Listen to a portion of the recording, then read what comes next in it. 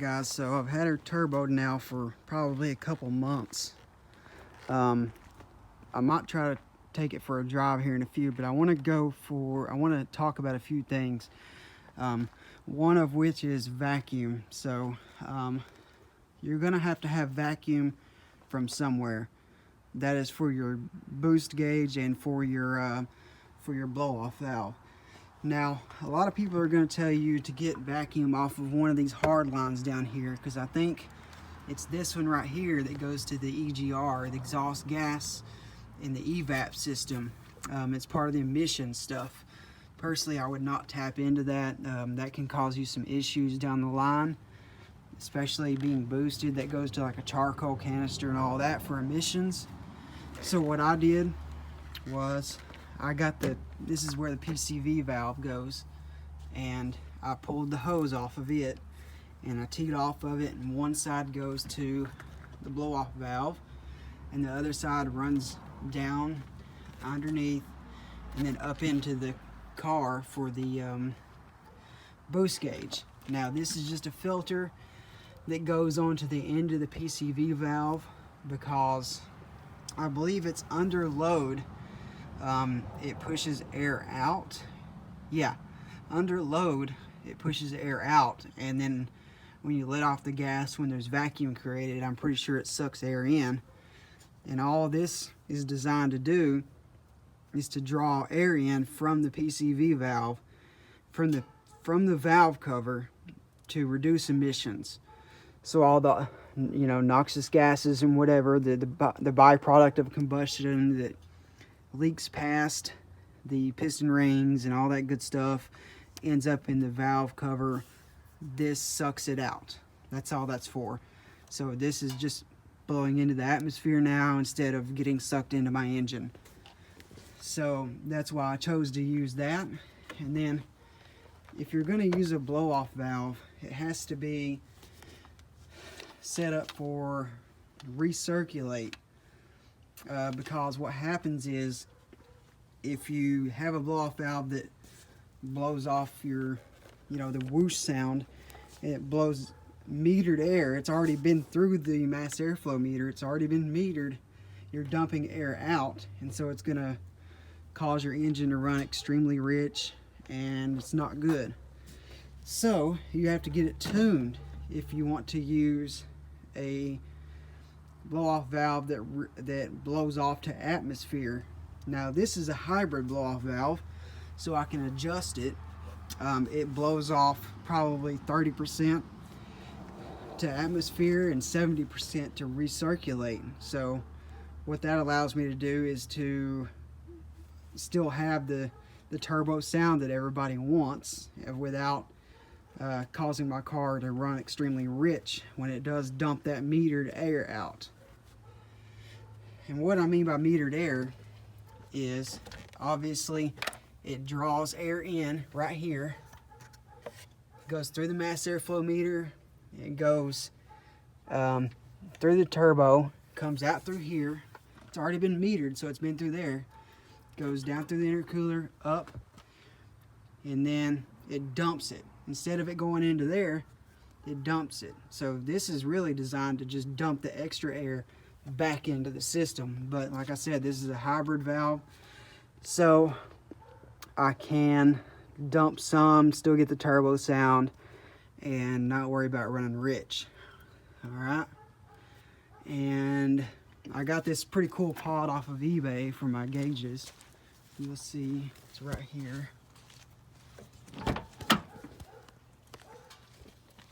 Right there for my gauges. And I don't know if there's anything else. I think I'm going to take it for a drive and kind of show y'all what she can do. But she's a runner now for sure. And then also, I don't know if you know how these work. This is a boost controller, and so you turn that up and down. So the vacuum line comes off of the compressor housing, and then normally it would just go to the wastegate down there on the turbo.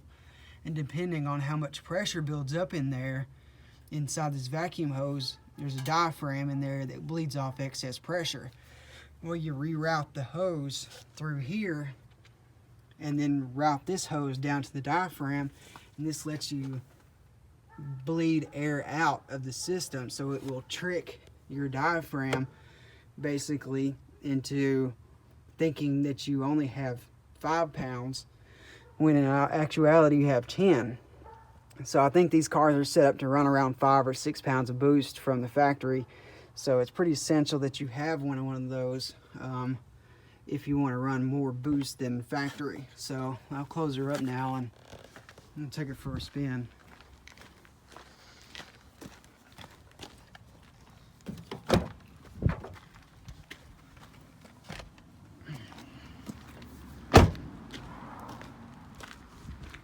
Alright, so anyway, so before when I had this car, when it was naturally aspirated, I even had exhaust and intake and a tune on it, and man, this thing was just ridiculously slow.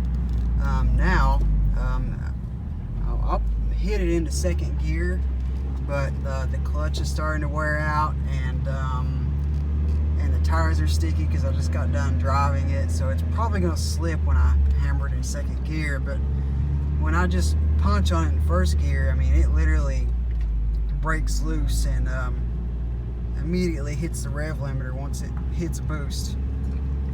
I mean, it's a significant gain over stock. Anyway.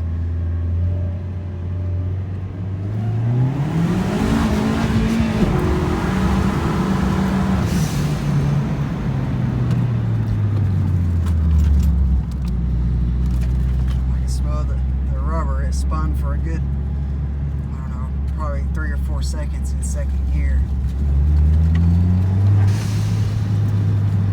Yeah, I definitely smell the rubber there. Anyway, let me get up out of here. I don't know if you can hear the blow-off valve or not.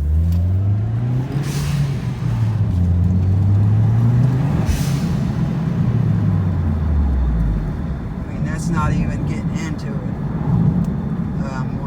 When I barely touch boost, I mean, it really takes off. I mean, this car is pretty damn quick now. I've gotten quite a few races, and I've only lost like 2 races.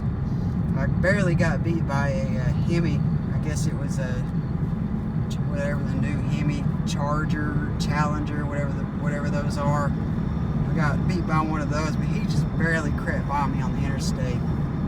And this car really doesn't have the torque for interstate pulls, but I mean, from red light to red light, I mean, I have yet to be gapped from red light to red light. And this car is just, it's pretty nice now.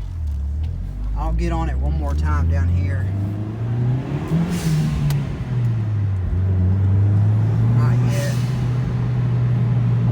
Let me get around this stop sign here.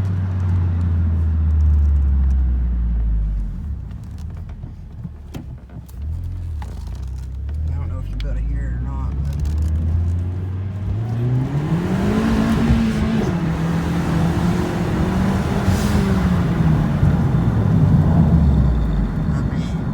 up there pretty quick, and I'm hitting about 10 psi. But anyway, I'm gonna cut this light out and get the fuck out of this neighborhood. I just want to do this for y'all. I try not to drive stupid. But anyway, alrighty.